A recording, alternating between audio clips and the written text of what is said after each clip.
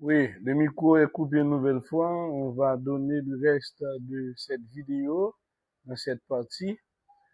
C'est le numéro 9. On a parlé de demande au niveau de Pepsi. Voilà, c'est ici. Demande au niveau de Pepsi. Et également, nous gagnons offre au niveau de Pepsi. Demande au niveau de Team. Et de offre au niveau de Team. Chaque partie équation ça yo, n'a pas partie A. Partie quantité de A, c'est Pepsi pour la demande. Quantité de A, c'est Pepsi encore pour l'offre. Eh bien, on dit A, QA égale à QA. On va faire la même chose pour B, QB égale à QB. Demande. D'abord, établissons les équations. Quelle équation? Ou bien l'équilibre. Établissons les équations ou bien établissons les équilibres. Très bien, les équilibres. Ouais, demande égale avec offre. Eh bien, c'est quantité A au niveau de la demande est égale à quantité A au niveau de l'offre. C'est-à-dire, comme A, c'est Pepsi, c'est quantité de Pepsi pour les consommateurs et quantité de Pepsi pour producteurs Boana. Eh bien, on égale 8 moins PA plus PB égale à moins 2 plus 5 PA moins PB. Eh bien, en total, on transpose 8. 2 vides là, ça va être 10. Moins P jambé là, vient bon 6P. Plus P jambé là, vient bon moins P. Vient moins DP. Ça, c'est équilibre pour Pepsi. Ça vous donne une première équation. Deuxième équation, on va faire la même chose. C'est la quantité demandée dans team pour la demande égale la quantité offerte en team par Boana. Eh bien, on égale cette valeur qui égale à QB. Eh bien, QB demande égale à QB offre. C'est 26 plus PA moins PB égale à moins 4 moins PA plus 3 PB. On égale 26 moins 4 jambes là plus 26, ça vous donne 30. OK, et puis on a PA jambes là moins 2 PA moins PB jambes là 4 PB. Ça, c'est l'équilibre pour team. Deux produits, Pepsi et team. Relation. Maintenant, nous avons un système d'équation. Ça, c'est pour l'équilibre de Pepsi. Ça, c'est pour l'équilibre de team. Résolvons le système. On a deux équations. C'est 10 égale à 6 PA moins 2 PB. Et on a 30 égale à moins 2 PA plus 4 PB. L'arrivée là dans le système, on utilise plusieurs méthodes pour faire pour résoudre le système ça. Eh bien, pour résoudre ce système, qu'est-ce qu'on va faire là maintenant? Eh bien, on multiplie l'équation 1 par 2 pour éliminer PB. Vraiment vrai, là, me fait 2 par moins 2, bah, moins 4 plus 4, moins 4, il va aller. Eh bien, nous multiplions. 2 fois 10, ça vous donne 20. 2 fois 6, ça va être 12. 2 fois moins 2, ça va être moins 4 PB. Eh bien, en ramenant normalement l'autre équation, 30 moins 2 PA plus 4 PB. Maintenant, avec le système, on s'annule ici. Bon, eh bien, était 20 plus 30, ça vous donne 50. 12 moins 2, ça vous donne 10. 10 PA, on tire PA. PA est égal à 5 gouttes ou bien 5 dollars. C'est-à-dire que le prix payé par le consommateur, également le prix accepté pour le Pepsi par Boana est de 5 gouttes. Ça, c'est un prix d'équilibre. Mais en connaissant le prix de Pepsi, c'est facile de trouver le prix, eh bien, le prix de team, de portant PA dans l'une des équations, des deux équations. Eh bien, on choisit peut-être la deuxième équation puisqu'on a travaillé avec la première équation. Eh bien, deuxième équation, c'est 30 moins 2 PA plus 4 PB. Eh bien, 30 moins 2 PA, PA égale à 5. Eh bien, moins 2 par 5, ça vous donne 10. Eh bien, 10 moins 10, j'en vais là, vient baou, moins c'est, ça vient 40. 40 est égal à 4 PB. Donc, PB est égal à 40 divisé par 4. Prix pour team égal à 10 gouttes. En conclusion, le prix de team est 2 fois plus du prix de Pepsi. Parce que Pepsi 5 gouttes, là. Ça, c'est la résolution d'une équation. Il n'y a pas de grand chose. La seule chose, il faut surveiller de ne pas confondre eh bien, les éléments. On n'égale pas les quantités de cola par rapport à la quantité de Pepsi par rapport à la quantité de team. C'est différent, c'est deux produits différents. Maintenant, c'est quantité de A qui c'est Pepsi au niveau de l'offre, au niveau de la demande, est égal à la quantité de A Pepsi au niveau de l'offre. On va trouver un système d'équation à deux inconnus où le prix du Pepsi également le prix de team. On va résoudre le système. C'est encore facile, c'est au tableau, il faut noter, c'est encore l'ensemble, parce que le micro était coupé, c'est la raison pour laquelle on n'a pas pu représenter les autres choses. Maintenant, quelle note et encouragement? Alors, objectif de ce cours, c'est de faire quoi? C'est de vous mettre dans une situation pour mieux comprendre les relations entre l'offre et la demande. Maintenant, aujourd'hui, on a vu, premièrement, l'équation de l'offre et la demande. Maintenant, lorsqu'on vous demande de présenter ou bien d'identifier les différents types d'équations, est-ce que c'est une équation de l'offre, est-ce que c'est une équation de la demande?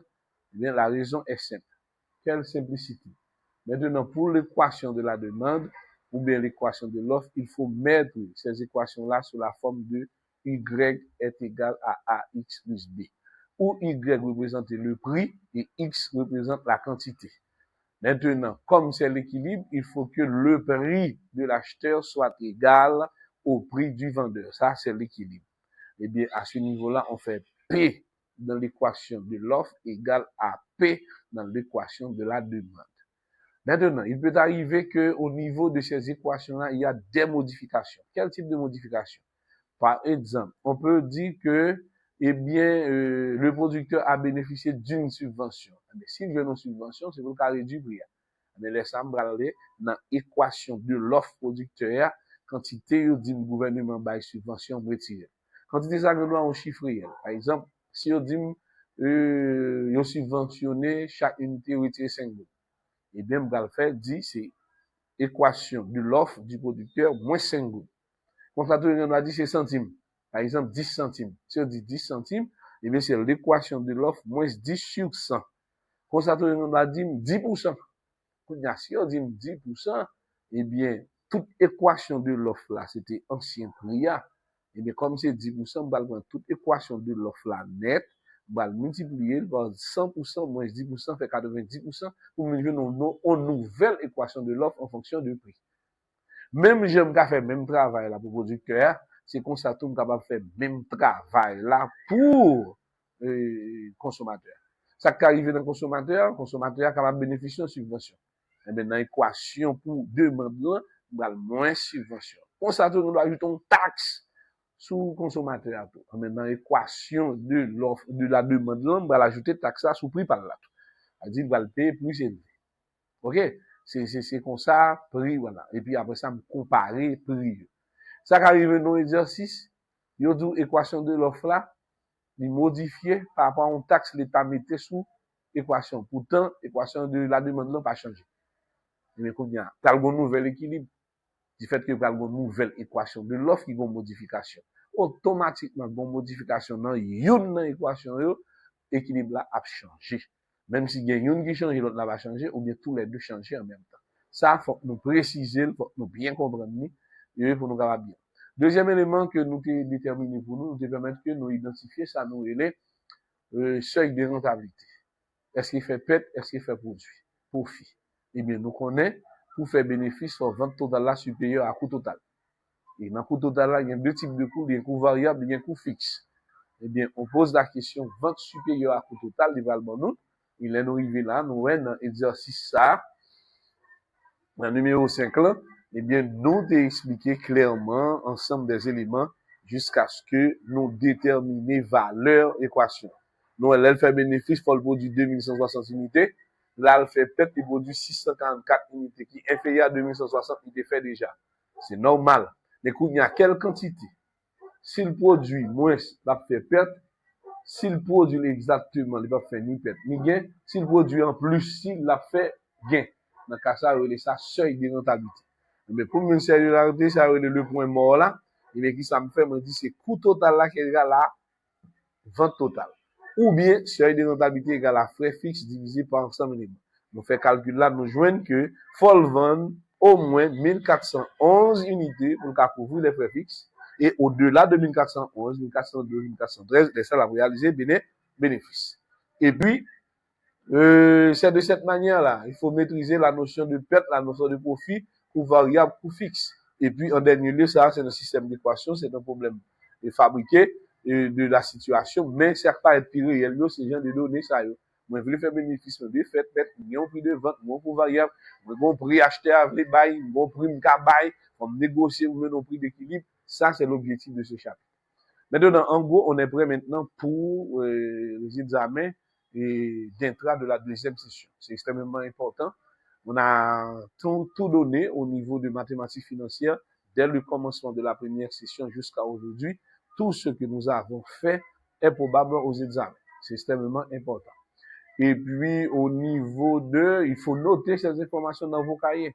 Et comme si vous assistez à un cours direct, ne laissez pas ce document sur la vidéo. Normalement, il faut noter toutes ces informations et copier ces informations dans vos cahiers. C'est vraiment important.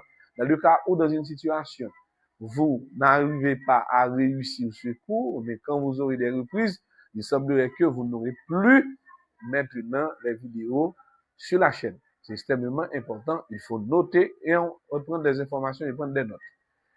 Maintenant, il faut prendre des notes également au niveau de la comptabilité. La comptabilité, on a 2 chapitres clés pour la première session.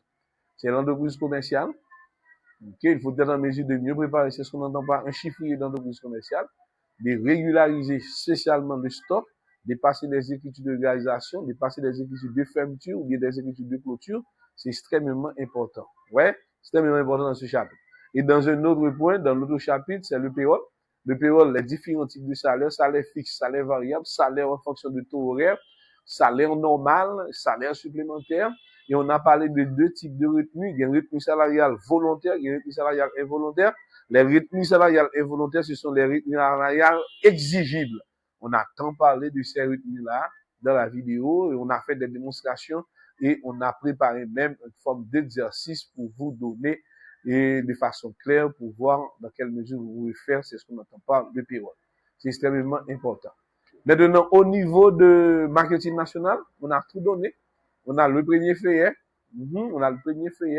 et puis on a le feuillet qu'on a expliqué de façon clairement dans une vidéo, point par point, maintenant sur marketing international, besoin des différents types de définitions de marketing, les différences entre désir, la demande réelle, les parts de marché considérables, etc., les différents types de marché. Ouais, on a tant expliqué. Théorie des besoins, besoins primaires, besoins secondaires, etc., les stratégies. On a tout expliqué au niveau théorie, et bien vous aurez vraiment un examen théorique. N'oublions pas le résumé de travail technique qu'on doit déposer au même moment de l'examen d'Intra. C'est la vidéo qu'on a suggéré de faire quoi? De lire, d'écouter vidéo, de faire, c'est ce qu'on entend par un résumé. Parce qu'on attend à une présentation de cette vidéo quand on aura à se présenter de façon présentielle. Mais lors des examens, il faut donner normalement des documents écrits de l'écoute de la vidéo qui expliquent largement l'ensemble des éléments au niveau de marketing. N'oublions pas cette vidéo. Maintenant, on a déjà assumé cette partie pour vous afin de mieux travailler. Ça veut dire que vous avez du pain vraiment sur la planche pour la période de cet examen. OK? Je vous souhaite bon travail et bonne préparation. Et sous peu, j'espère que vous aurez l'horaire. Eh bien, vous allez vous planifier pour mieux présenter les examens. OK? C'est extrêmement important. Bon travail.